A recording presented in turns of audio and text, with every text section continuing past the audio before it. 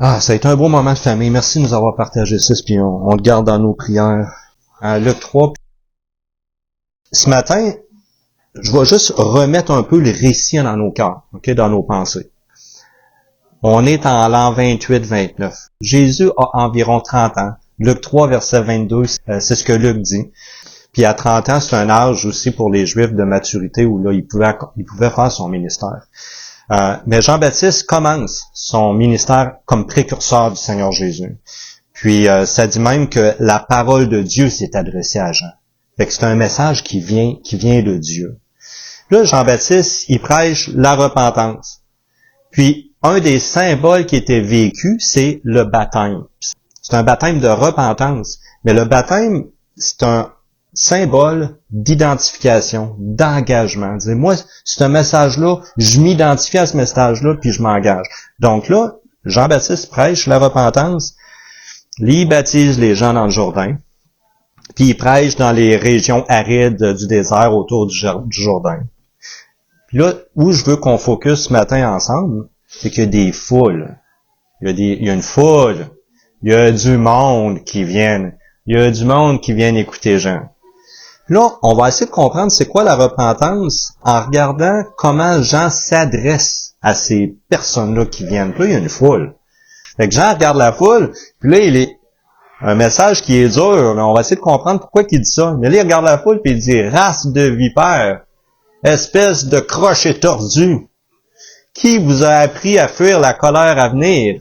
Produisez donc des fruits dignes de la repentance. » Là, c'est quoi, Jean? Là, tu vas faire fuir tout le monde, là? Pourquoi tu dis ça? Mais pourquoi Jean, il a dit ça? OK? Puis là, après ça, Jean s'adresse de façon spécifique à 3 autres groupes de personnes. Une foule qui dit, puis là, il y a une question. Il y a une question que les gens viennent à Jean, ils disent, qu'est-ce que je dois faire? Jean répond 3 choses différentes. OK? Puis, la première réponse qu'il donne, c'est, ceux qui ont 2 tuniques, donne-en donc une à quelqu'un qui en ont pas. Puis si tu as beaucoup de bouffe, ben donne-en aussi à ceux qui ont faim. Première réponse. Là, après ça, il y a des publicains. Qu'est-ce que ça faisait, les publicains? Qu'est-ce que ça faisait, un publicain? C'est quoi, ça, un publicain? C'est quelle sorte de métier, c'est un publicain? Les collecteurs d'impôts. Ben oui, c'était des collecteurs d'impôts. Fait que là, il y avait des collecteurs d'impôts, dans le fond, qui étaient payés, c'était des Juifs, payés par les Romains, pour ramasser l'argent des Juifs pour la donner aux Romains. En passant, en mettant un peu dans les poches. Fait qu'il était réputé pour s'en mettre pas mal dans les poches.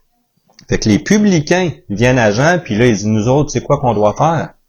Là, Jean leur donne une autre instruction bien précise. N'exigez rien au-delà de ce qui vous a été exigé. Fait que, soyez justes.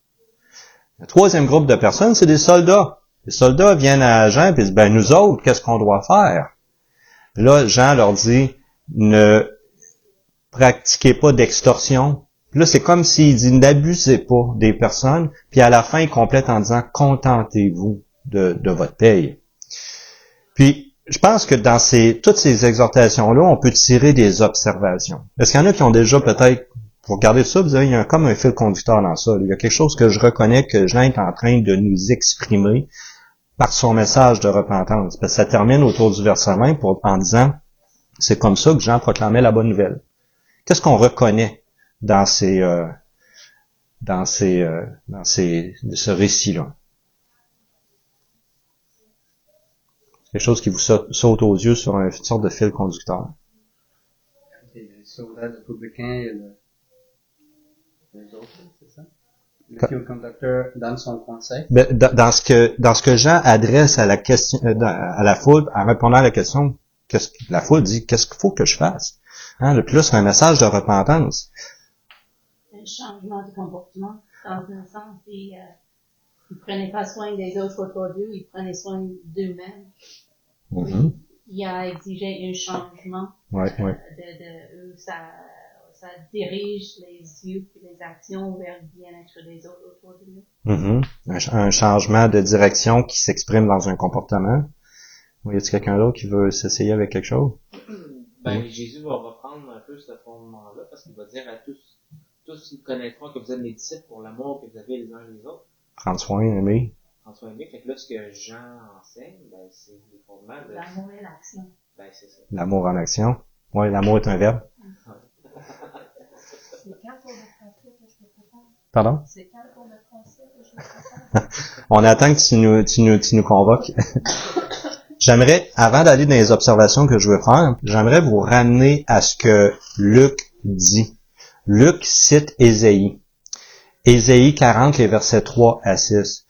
Parce que Jean-Baptiste, c'est une voix dans le désert qui prêche la repentance pour préparer le cœur des personnes à accueillir Jésus. C'est toute ça la dynamique présentement. En fait, Luc cite Ésaïe. Puis l'image qui est dans Ésaïe, c'est le précurseur du Sauveur va venir comme quelqu'un qui prépare le chemin aux conquérants. À l'époque, puis l'image qui est là, ça dit toutes les vallées vont être comblées, les montagnes vont être abaissées, les chemins vont être redressés, puis là, en fait, l'image qui est là, c'est qu'à l'époque, quand un conquérant voulait aller dans un endroit non civilisé, non peuplé, peut-être même aride, ben il envoyait une équipe d'éclaireurs pour dire, ok, par où faut que le roi y passe, ok?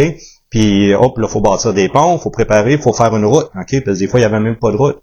C'est l'image que Luc emploie en citant Ésaïe, pour dire que la repentance, c'est une préparation du cœur.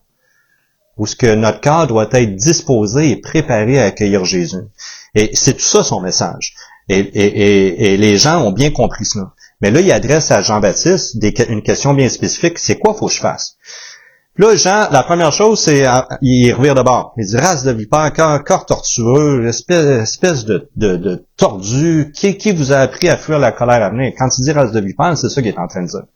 Là, je pense qu'on peut déjà tracer certaines observations. La repentance, c'est pas une profession publique. C'est pas un mouvement de foule pour faire comme les autres. La repentance, c'est pas quelque chose de superficiel comme la foule qui venait à Jésus et dit, moi aussi, je veux me faire baptiser. Donc, c'est pas une profession publique, c'est pas, moi aussi je me repens, moi aussi je veux avoir Jésus comme sauveur, puis je fais comme les autres. La repentance aussi, c'est pas de se réfugier dans notre héritage. Moi, j'ai grandi dans une famille chrétienne, fait qu'on pourrait dire, ben, moi je suis chrétien parce que mes parents sont chrétiens, puis probablement que vous êtes d'héritage chrétien aussi dans certains, je sais pas pour vous, mais la repentance, c'est pas, parce qu'il dit, Jean-Baptiste dit, prétendez pas dire que vous êtes fils d'Abraham, parce que de ces pierres-ci, c'était dur le message qu'il faisait. De ces pierres-ci, Dieu peut faire des enfants à Abraham bien meilleurs que vous autres. Ouch, c'est comme... Comment? Ouais. Fait que Jean-Baptiste, ce qu'il dit, là, c'est pas parce que vous êtes assis dans une tradition, une culture, avec un certain héritage, que tu as un cœur repentant. C'est de se trouver dans un héritage, même entouré de chrétiens, même de grandir dans un foyer chrétien, ça donne pas la repentance. Il dit même, il pose une question, qui vous a appris à fuir la colère à venir? Ben là, c'est correct de pas vouloir aller en enfer. C'est correct de pas vouloir être jugé. Maintenant, Jean-Baptiste est en train de dire, c'est même pas un bon motif pour venir à Jésus. De chercher à fuir le jugement, puis oui, on va être sauvé, on va être pardonné, mais il y a de quoi qui doit être changé dans notre cœur qui fait qu'on veut Dieu, pas parce qu'on veut pas être puni, on veut Dieu parce qu'on veut être avec lui. C'est encore plus profond que ça, la repentance.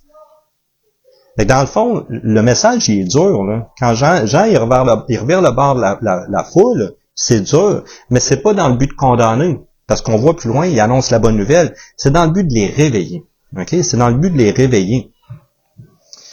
Maintenant, ça veut dire quoi se repentir? Là, il y a un fil conducteur un petit peu avec la foule, les tuniques. Hein. T'as deux, puis dans ce temps-là, les vêtements, c'était cher. Là. Fait que t'as 2 tuniques, donne-en à celui qui en a pas. T'as trop de nourriture, donne-en à celui qui a faim.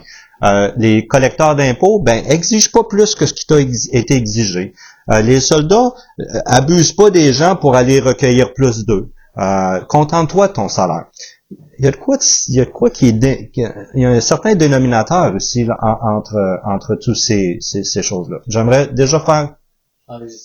Oui. Je veux juste dire que ce qu'il les a demandé, c'était pas d'être des super-héros, c'était juste le fait d'être civil. C'était des courtoisies. De faire ton job comme soldat sans exploiter les gens. De faire ton job comme quelqu'un d'impose sans trop imposer. Exact. Donc c'était comme, pas comme il a demander quelque chose de très grand, c'est juste de traiter les gens correctement. D'être honnête. Oui.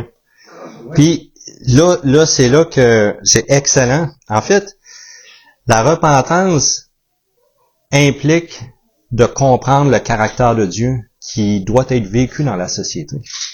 Là, je reprends presque quelque chose que Tim Keller dit. Un des éléments du caractère de Dieu qui doit être vécu dans la société, c'est d'être juste.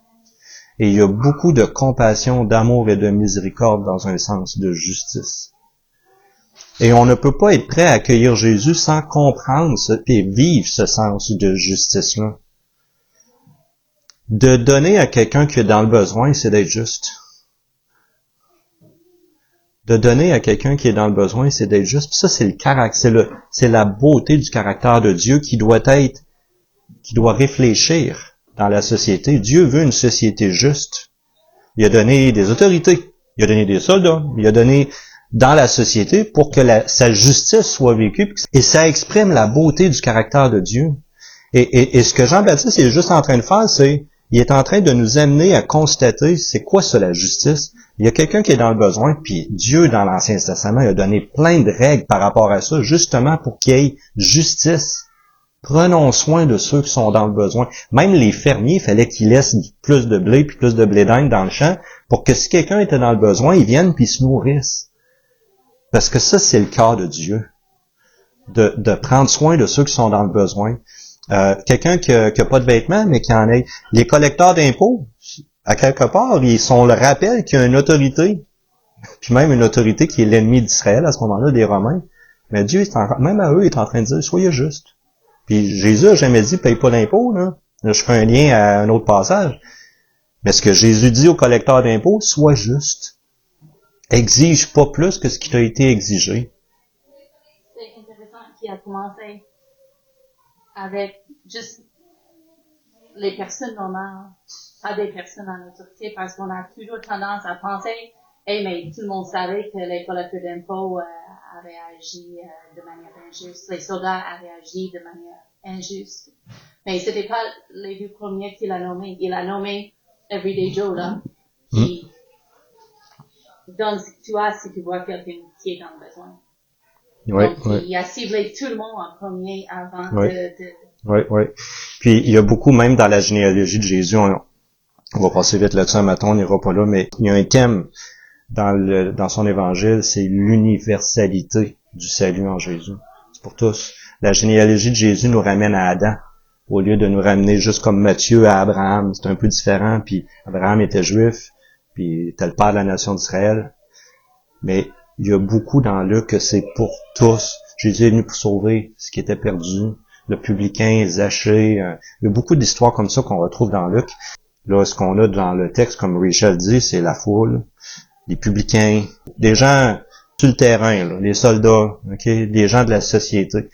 Mais en même temps, la foule dit qu'est-ce qu'il faut qu'on fasse, puis qu'est-ce qu'il faut qu'on fasse dans cette question-là, c'est de constater qu'il y a quoi qui doit changer en nous. Il y a constater un manquement. Un cœur repentant réalise que quelque chose doit être changé en lui. Son cœur a besoin d'une profonde transformation. Alors un cœur repentant pose cette question à Dieu. Que dois-je faire?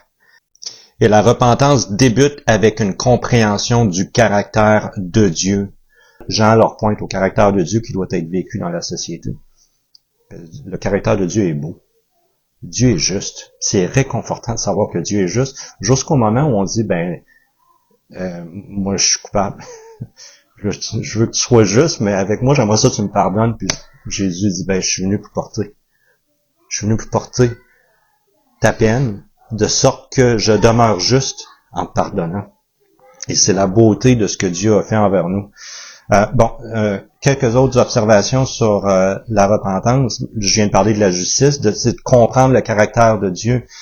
C'est un éveil aux exigences de Dieu, c'est un éveil au caractère de Dieu. J'ai dit la semaine passée, le salut, parce que la repentance, c'est lié à la délivrance qui s'en vient, là. Le roi s'en vient nous conquérir, on prépare le chemin, puis il s'en vient nous racheter. Mais dans cette compréhension de la délivrance, du salut, on appelle ça être sauvé, être délivré, On n'est pas délivré des exigences de Dieu. Hein. On est délivré de ce qui nous empêche de rencontrer les exigences de Dieu. Puis ça a rapport avec l'orientation de mon cœur. Qu'est-ce qui m'amène à ne pas être juste? Qu'est-ce qui amenait les publicains à collecter plus? Qu'est-ce qui amenait les soldats à utiliser leur pouvoir pour extorquer? Qu'est-ce qui amenait la foule à ne pas prendre soin de ceux qui étaient dans le besoin? Qu'est-ce qui nous amène à vivre comme ça? Il y a une orientation dans notre cœur où on est le Dieu de notre vie, on vit par soi-même, on vit pour soi-même. On n'est pas intéressé à vouloir prendre soin des autres, parce que c'est un inconvénient pour nous. Et chacun, dans la société, qu'est-ce qui produit tellement de vices? C'est quand chacun vit pour soi-même, puis là, il y en a qui abusent de leur pouvoir, puis deviennent peut-être un Hitler, mais dans notre petit environnement à nous, on a tout le potentiel d'être à quelque part individualiste, se soucier plus de soi-même que de se soucier des autres. Et c'est pas le caractère de Dieu, ça. C'est pas comme ça que Dieu est. Tellement pas que Dieu il dit, moi, je vais venir les secourir, puis je vais venir mourir pour eux. Il s'est sacrifié. Puis ici, je pense que la première chose qu'on doit réaliser dans la repentance, c'est que mon cœur doit poser cette question-là. Qu'est-ce qu'il faut que je fasse pour accueillir la délivrance qui vient de Dieu? Mais c'est de projeter mon regard vers le caractère beau et saint de Dieu. Dieu qui est juste. Puis il y a du réconfort dans sa justice quand on se réfugie en Jésus. Parce que Dieu est équitable. Il prend soin des pauvres. Il prend soin des orphelins. Il aime pas ça voir un orphelin abusé. Il aime pas ça voir un pauvre être ignoré. Dieu, il aime pas ça. Il dit même que son peuple, c'est comme la prunelle de son œil. Et il veut qu'on comprenne, Dieu veut qu'on comprenne son caractère pour qu'on puisse le vivre dans la société de la même façon. Pour être capable d'accueillir la délivrance qui vient de Dieu, Dieu veut voir nos cœurs être changés. Dieu veut voir nos cœurs changer d'orientation, de se détourner du mal, de se détourner même de cette orientation humaine, d'essayer de se changer par soi-même, de se détourner de tout ça pour se tourner vers Dieu et demander à Dieu qu'il vienne faire un profond changement dans notre cœur pour pouvoir le désirer, pour pouvoir même désirer la justice de Dieu. Il y a un verset qui dit d'avoir faim et soif de justice. Bon, là, qu'est-ce qui se passe dans le texte? Puis on va conclure avec ça en s'unissant aussi aux douleurs, aux souffrances, à la mort du Seigneur Jésus. Qu'est-ce qui se passe dans ce texte-là? C'est qu'après que la foule vient, puis que Jean proclame le message, que devons-nous faire? Il ramène le sens de justice qui vient de Dieu. Là, pendant que tout ça se passe, Jésus y arrive. Puis lui, il marche. Puis il vient voir Jean, qui a un lien de parenté. Cousin, petit cousin, c'est pas précisé, mais il y a un lien de parenté, il vient voir Jean. Fait que Jean, il reconnaît Jésus, hein, il y a un autre passage parallèle, Jean s'exclame, « Voici l'agneau de Dieu qui ôte le péché du monde. » Jésus vient. Jésus vient voir Jean, puis il met peut-être la main sur son épaule, puis il dit, « Peux-tu me baptiser? » Là, c'est une identification de la part de Jésus à ce besoin de me repentir. La Bible dit que Jésus est sans péché. Il n'a rien fait de pas correct. Mais là, Jésus vient, il marche. Je le vois marcher, puis là, Jean-Baptiste, il s'en vient. Lui aussi, il va peut-être enseigner, il va peut-être proclamer quelque chose, il va m'appuyer dans mon discours. Il sent, non. Viens voir Jean, puis il dit, peux-tu me baptiser? Un des passages parallèles nous dit que Jean s'est objecté. Il dit, non. Jésus, non. Jésus répond à Jean, il dit, non, il est juste. C'est juste que j'accomplisse ainsi ce que la loi exige. Là, il faut comprendre une chose, Jésus est parfait. Jésus est parfait. Il n'a pas besoin de se repentir. Mais Jésus a choisi de s'identifier en toutes choses, à tous nos besoins, à toute notre faiblesse. Fait que Jésus a choisi de s'identifier à ma faiblesse et même à mon besoin de se repentir pour me montrer la voie vers Dieu. Il y a un verset qui dit que celui qui n'a pas connu le péché, Dieu l'a fait devenir péché pour nous. Jésus n'a jamais commis de péché. Mais pourquoi il est mort sur la croix? S'il était juste, qu'il a été parfait en toutes choses, c'est pour porter mon péché en moi. Et il s'est tellement identifié à mon péché qu'il a choisi de se faire baptiser pour s'identifier en toutes choses à ma faiblesse, à mes besoins. Et c'est là que maintenant que la repentance prend toute une autre dimension. Parce que la repentance nous conduit à Jésus. Puis il est possible même de vivre ce changement de direction, puis cette repentance-là, en Jésus, qui, lui, s'est identifié à moi Et là, qu'est-ce qui se passe? Jésus se fait baptiser, le ciel s'ouvre, et l'Esprit descend sur Jésus sous la forme d'une colombe. Et pendant que Jésus priait. Et là, il y a une voix qui vient du ciel. Celui-ci est mon Fils bien-aimé, en qui j'ai mis toute mon affection. Mais qu'est-ce qui se passe ici? Il y a deux identifications merveilleuses. Il y a deux sens là d'identité merveilleuse. Jésus qui dit, je prends l'identité de tous ces pécheurs-là pour me faire la même chose qu'il doit faire pour leur montrer la voie et se repentir. Puis pendant que Jésus fait ça, puis qu'il est en prière, Dieu s'identifie avec son Fils qui est en mission. L'Esprit qui descend sur Jésus, là, visiblement, même sous la forme d'une colombe, les gens l'ont vu. Okay, c'était visible, c'était public. C'était en même temps, puis on le voit de façon répétée dans la Bible, l'Esprit qui descend en même temps, c'est un sens d'identification, c'est un sens d'appartenance, mais en même temps, ça vient dire il y a toute la puissance de Dieu pour accomplir la mission qu'il doit accomplir. Là, c'est ça qui est en train de se passer ici. Mais en même temps, c'est un rappel que Jésus est homme, parce que Jésus est un des membres de la Trinité, puis pourtant, là, c'est le Saint-Esprit qui vient sur lui. Parce qu'en tant qu'homme, il vient accomplir une mission pour nous. Et c'est pour ça qu'il se fait baptiser. Et là, maintenant, c'est Dieu qui s'identifie à lui. Puis en plus, Dieu, dans une voix qui est audible, dit « Voici mon Fils en qui je prends tout mon plaisir, en qui je trouve toute mon affection. » La repentance, c'est de se détourner. C'est ça que Jésus est en train de nous démontrer. Se détourner pour se tourner. Le mot repentance, c'est vraiment ça. C'est un changement. C'est « je m'en vais par là ». Je change, je m'en vais par là. C'est quoi cette direction-là qui a besoin d'être changée dans notre cœur? En des mots simples, c'est une orientation de notre vie où on vit par soi-même et on vit pour soi-même. Ça nous empêche de se réjouir de la justice de Dieu. Et on doit se détourner de ce mode de vie-là où on vit par soi-même et pour soi-même. Il y a du plaisir dans ça, mais c'est épuisant. C'est épuisant de vivre par soi-même et pour soi-même. On doit se détourner de cette orientation-là, de se détourner d'une vie sans juste, se détourner même d'une vie injuste, parce que quand on vit par soi-même pour soi-même, c'est injuste, c'est égocentrique, on oublie les autres, on est Dieu de notre vie. Et c'est dans cela que Jésus nous a montré, un chemin. Et là maintenant, c'est pas juste se détourner, puis la repentance est pas complète si on ne se tourne pas vers la bonne personne. Puis il faut regarder Jésus qui marche puis qui est venu se faire baptiser. Il faut regarder Jésus qui a vécu toute sa vie à notre place. Il faut regarder Jésus qui est mort sur la croix pour porter la peine de toutes nos fautes. Puis c'est en Jésus maintenant qu'on trouve le repos, qu'on trouve la force de vivre, qu'on trouve le pardon, qu'on trouve la joie de vivre. Regardons à Jésus pendant ces instants, il marche. C'est il y a 2000 ans. Mais il est marché pour nous montrer le chemin, pour nous montrer comment vivre. Puis j'aimerais qu'on prenne quelques minutes pour regarder à Jésus en ces instants. Je vais aller chercher le plateau. Je sais pas si quelqu'un peut m'aider à le distribuer. Il y a un morceau de pain ici. Vous pouvez tout en déchirer une petite partie qui symbolise en fait notre union aux souffrances du Seigneur Jésus. C'est pour nous que Jésus est mort. J'aimerais qu'on tourne en Luc 22.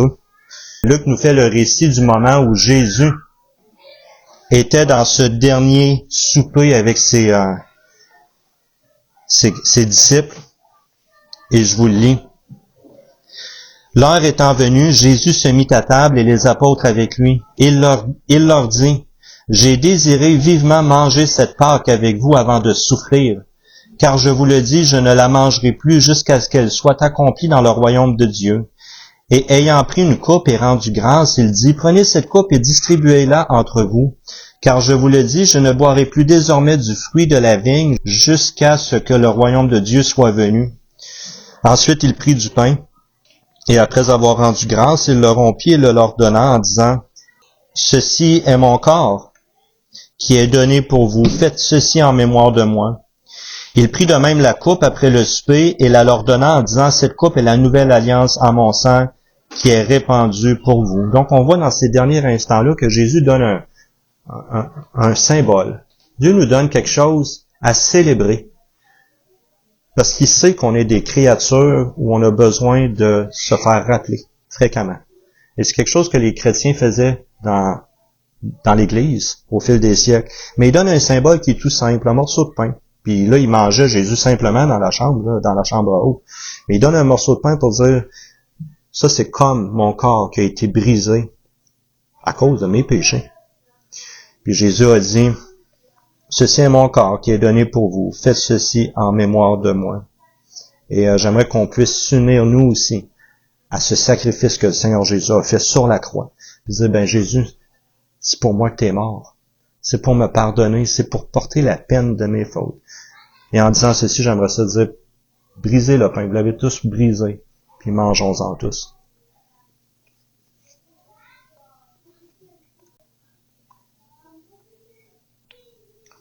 Et Jésus poursuit en disant, il a pris en fait de même la coupe après le souper et l'a donnée à tous ses disciples. Jésus a dit, cette coupe est la nouvelle alliance. Jésus, il nous ouvrait quelque chose de nouveau. Il nous montre la voie vers Dieu, où on a le pardon complet par son sacrifice sur la croix. Cette coupe est la nouvelle alliance en mon sang qui est répandue pour vous. Et il a dit la même chose. Ceci, mais mon sang représente mon sang. Pour le pardon des péchés, buvons-en tous.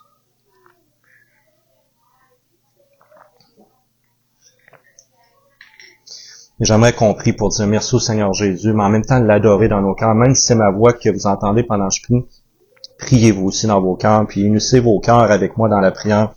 Seigneur Jésus, merci d'être venu vivre notre vie en tout point, d'être devenu péché pour nous, toi qui n'avais rien commis d'injuste, parce que tu as voulu porter la peine de nos fautes.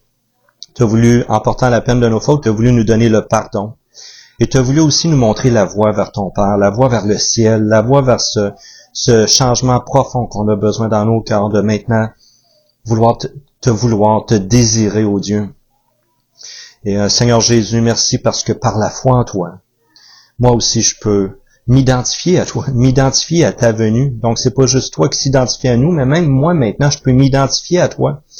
Et m'identifier à cette vie parfaite que tu as vécue, à cette mort que tu as soufferte pour moi, Seigneur Jésus, pour me donner le pardon et pour me donner un cœur nouveau qui désire ta présence aujourd'hui, mais ta présence aussi pour l'éternité dans les cieux.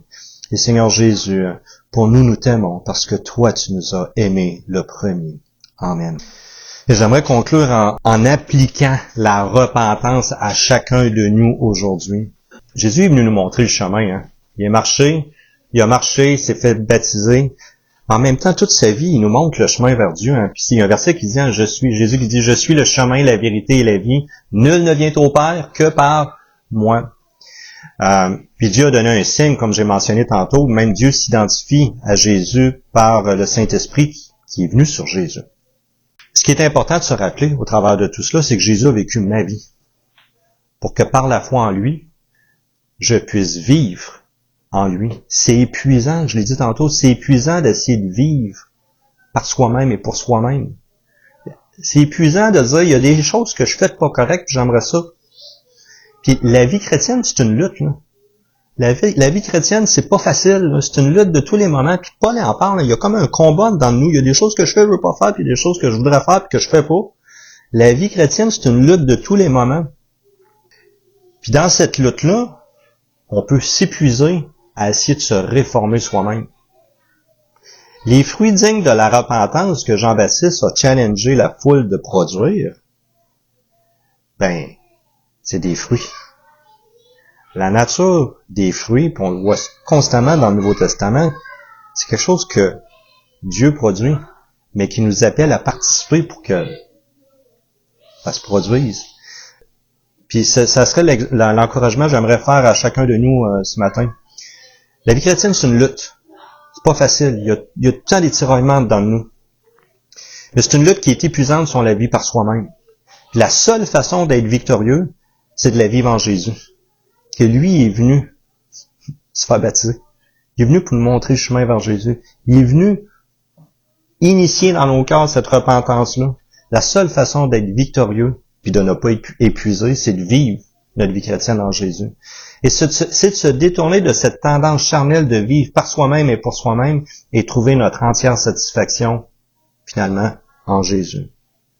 D'arrêter d'essayer d'accomplir des choses par nos propres forces, puis même d'assouvir notre propre ambition, puis dire non, Jésus, je me repose en toi et je m'accroche à ce que toi t'as fait, puis je vis ma vie en toi. Et la seule façon d'être victorieux, c'est de vivre dans le repos de Jésus qui a vécu notre vie parfaitement. C'est la seule façon d'être victorieux, puis même, je dirais, de s'épanouir, c'est de vivre notre vie en Jésus qui l'a vécu parfaitement. Il s'est identifié en toutes choses à nous. Et ça, c'est les vrais fruits de la repentance. Parce qu'après ça va produire dans notre cœur un attachement à Jésus. Un amour les uns pour les autres.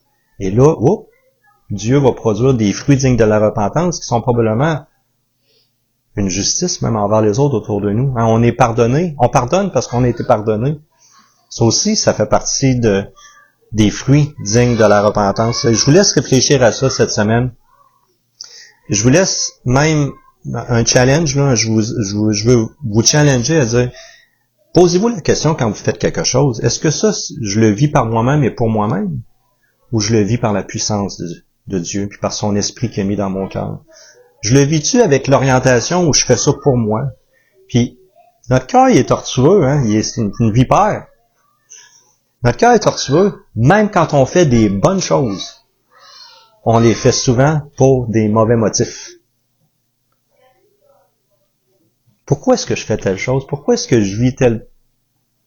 On peut se poser la question, puis on s'épuise à aller dans cette direction-là. Et c'est là que Jésus dit, venez à moi, vous tous qui êtes fatigués et chargés, je vous donnerai du repos. Parce que là, maintenant, Jésus change nos affections. Il change la direction de notre cœur. Et maintenant, au lieu de vivre par moi-même et pour moi-même, comme les pharisiens vivaient, il nous permet de vivre une vie où on s'épanouit et où la justice s'installe, le beau caractère de Dieu s'installe dans notre cœur, entre nous, dans la société. Et c'est pas un fardeau, c'est pas un épuisement, c'est ce que Dieu produit dans nos cœurs, c'est un fruit.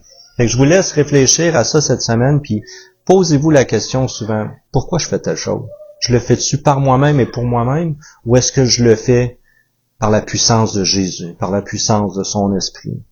Il y a des choses qui vont demeurer difficiles, il y a des choses qui vont devenir des défis, il y a des choses qui vont demeurer des épreuves dans nos vies.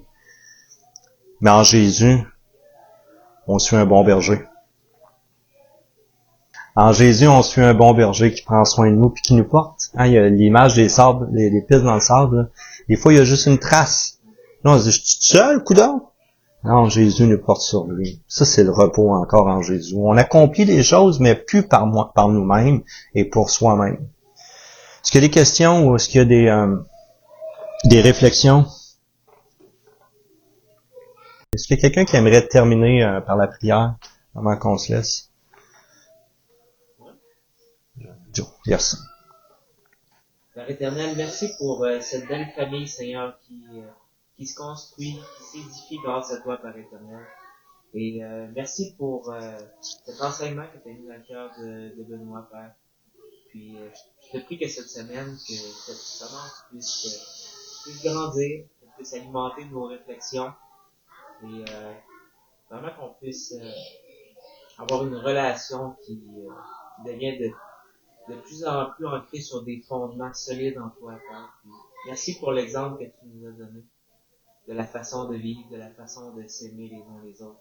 Puis merci pour tout ce que tu fais pour nous, Père. Amen. Amen.